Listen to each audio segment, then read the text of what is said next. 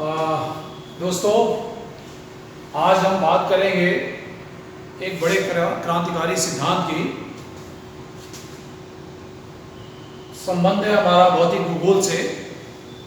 आज का जो हमारा विषय है भौतिक भूगोल के एक महत्वपूर्ण जो हमारे सिलेबस का पार्ट है, जिसको हम कहते हैं प्लेट विवर्तन की सिद्धांत। ये बात है उस ज़माने की, 20वीं शताब्दी में कई सारे क्रांतिकारी सिद्धांत भौतिक भूगोल में आए। उनमें ख़ास तौर से जो वेगनर का महाद्वीपीय विस्थापन सिद्धांत था, वो अपने आप में बड़ा महत्वपूर्ण सिद्धांत था, और उसकी कुछ कमियां ऐसी थी। ख़ास तौर से उन्होंने महाद्वीपों के विस्थापन का सिद्धांत जो प्रस्तुत किया था 1912 में, पर उसके महाद्वीपों के विस्थापन के लिए जो उत्तरदायी बलों की बात की थी वेगनर ने, ख़ास तौर से टाइडल फोर्स की या फोर्स ऑफ बुयंसी की, उससे उस ज़माने के विद्वान जो है वो संतुष्ट नहीं थे। और उन्होंने कहा कि इस तरह की किसी भी बल की उत्पत्ति नहीं होगी जिससे इतना बड़ा विशाल महाद्वीपीय भूखंड जो वो एक स्थान से हज़ारों किलोमीटर दूर जो है वो प्रवाहित हो सके। तो उसी ज़माने में फिर क्या हुआ, ये विद्वान एक थे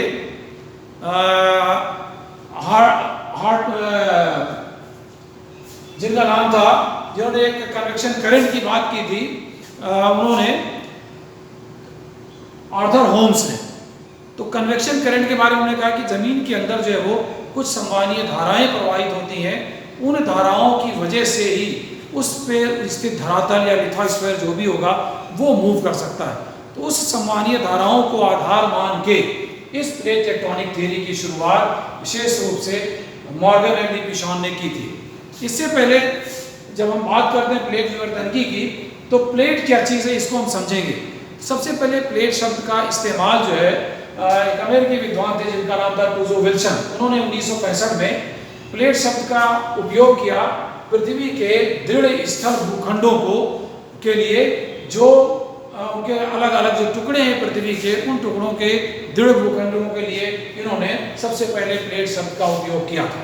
और फिर ये कहा था कि ये जो प्लेटें हैं वो प्लेटें पृथ्वी पर कुछ मेजर और कुछ माइनर प्लेट्स हैं, जिनकी बात हम आगे करेंगे।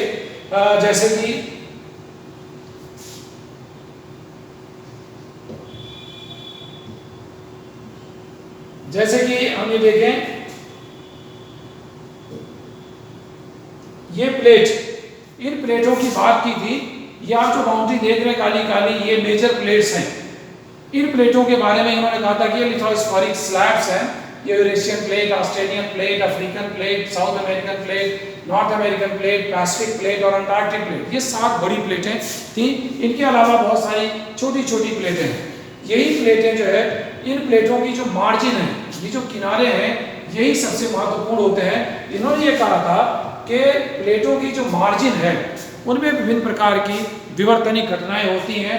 तो और ये कहा था कि इन विवर्तनिक घटनाएं जो हैं, यानी प्लेटों की जो मार्जिन है वो सबसे महत्वपूर्ण हिस्सा है।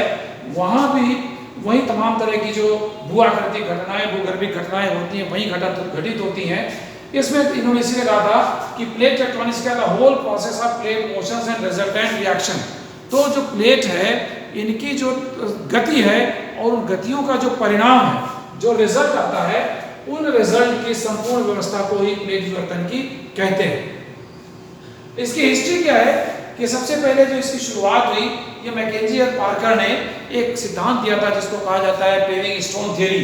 उस पेविंग स्टोन में कहा था कि नए नए जो है वो रॉक्स को जो है वो शामिल होना, और उन्होंने उस थ्योरी में कहा था कि जो हमारे मिड ओशनिक रिजेस हैं, MOR लिखा हुआ है, मिड ओशनिक रिजेस, उनके दोनों किनारों पर नए नए मटेरियल का एडिशन होता है, नए नए मटेरियल जुड़ते हैं।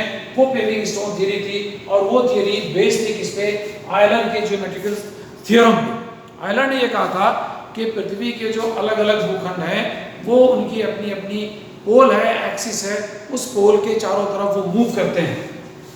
उस सिद्धांत को आधार मान के ये पेविंग स्टोन थ्योरी मैकेंजी ने दी थी।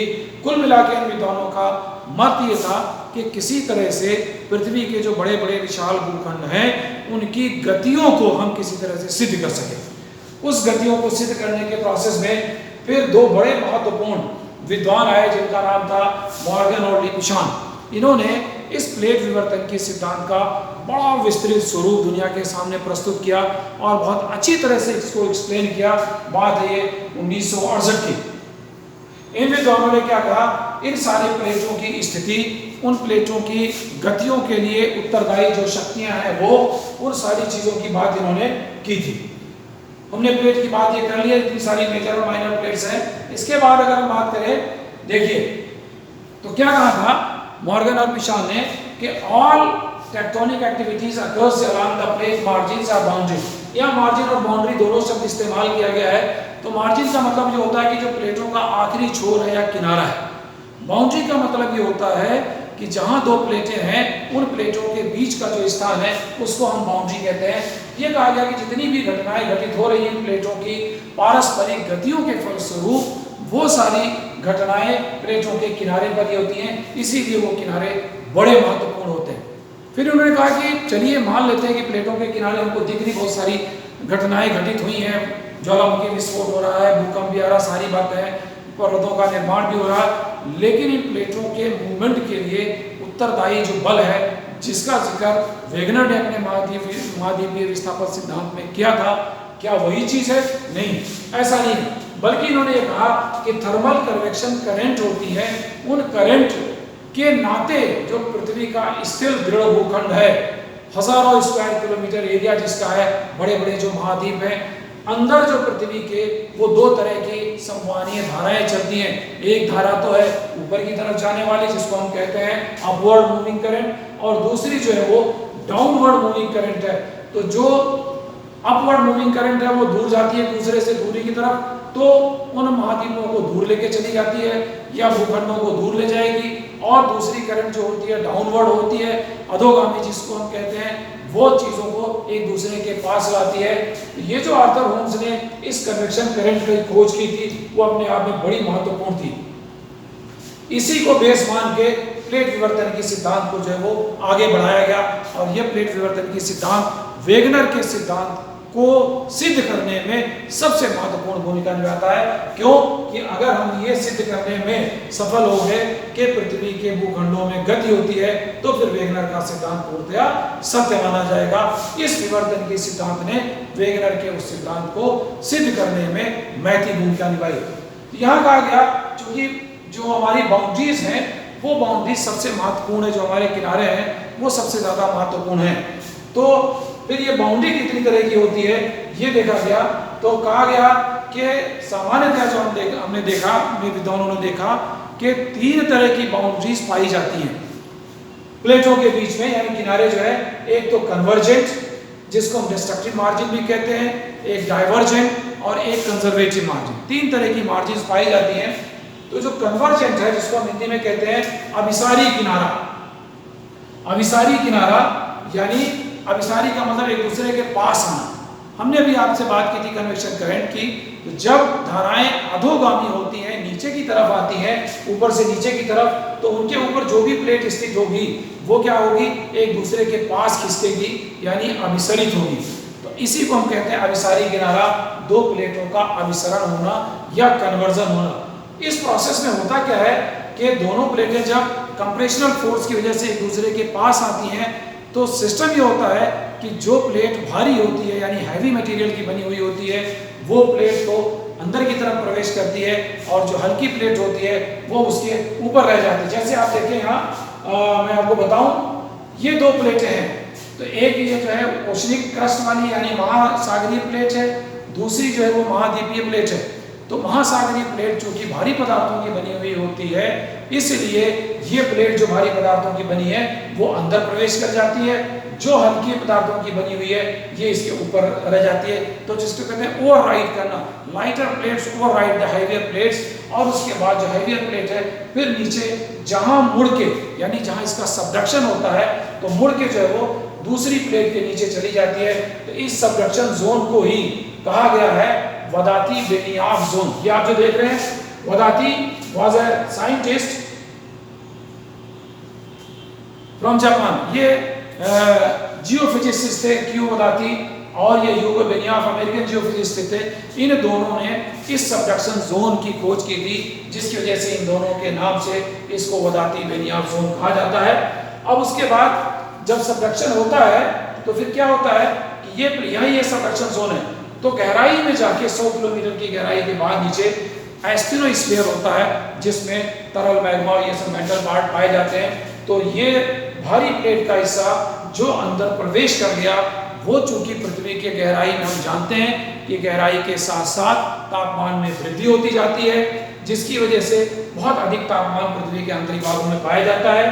तो अंदर प्रवेश करने वाले प्लेट का जो किनारा नीचे प्रवेश की है वो फिर क्या करता है, एस्टेनोस्फीयर में जाके तापमान की अधिकता के कारण पिघल जाता है, पिघल के उस एस्टेनोस्फीयर में मिल जाता है।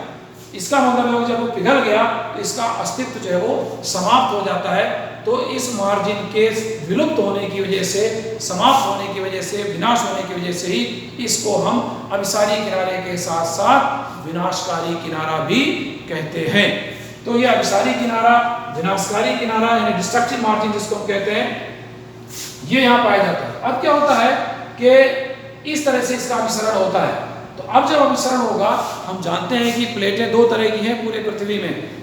उन प्लेटों में हो सकता है यहाँ जैसा कि आपको इस चित्र से दिखाया गया है, एक जो है वो महासागरीय प्लेट है, दूसरी जो है वो महाद्वीपीय प्लेट है। तो इसमें क्या होगा, ऐसा कन्वर्जन हुआ तो जब एक महासागरीय और दूसरी महाद्वीपीय प्लेट जब कन्वर्ज होगी तो क्या होगा, ये आपस में भिड़ते हैं। तो भिड़ते ही क्या होता है, यहाँ बड़ा प्रेशर पड़ता है। तो प्रेशर पड़ने के साथ जैसे हम दो चीज़ों को टकराएं, जो भारी है वो नीचे आएगी, जो हल्की है ऊपर आएगी, बीच में इसका गड्ढा होगा।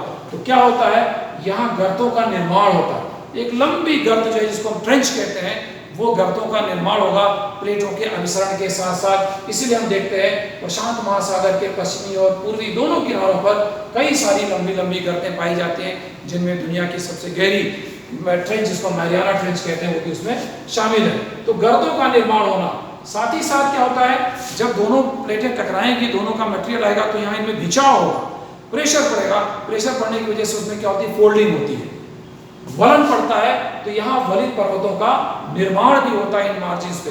साथ ही साथ हम जानते हैं कि जब पृथ्वी गति करती है तो गति के साथ साथ यहाँ जब प्लेटें टकराएंगी, इसकी वजह से पृथ्वी में हलचल भी उत्पन्न होती है, वाइब्रेशन भी उत्पन्न होता है, जिसको हम भूकंप के नाम से जानते हैं। तो यहाँ काफी विनाशकारी भूकंपों की भी उत्पत्ति होती है जब प्लेटों का कन्वर्जन होता है। इसके अलावा चूंकि ये जॉइंट है, दो प्लेटों की मार्जिन है, इसके साथ जब टूट फूट होती है तो ऊपर का दबाव भी कम होता है। जैसे ऊपर का दबाव कम होगा वैसे नीचे पिघला हुआ मैग्मा ऊपर की तरफ विस्फोट के रूप में बाहर आएगा।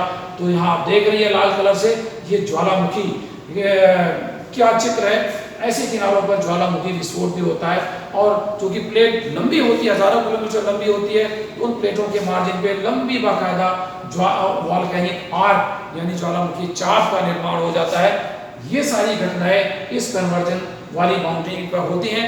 तो इसके साथ साथ एक घटना और होती है, वो क्या होती है कि जो ये प्लेट जो नीचे चली गई एस्टेनोस्फीयर में, वो वहां जाके मिक्सअप हो गई, तो ऊपर के दबाव और आंतरिक तापमान की वजह से फिर क्या होता है, उसकी मेटामॉर्फोसिस हो जाती है, यानी मेटामॉर्फिज्म होती है। इस तरह से हम देखते हैं कि कन्वर्जिंग बाउंड्रीज पर यानी अभिसारी किनारे पर मेटामॉर्फिज्म यानी उसका कायांतरण हो जाता है, उसका रूप बदल जाता है।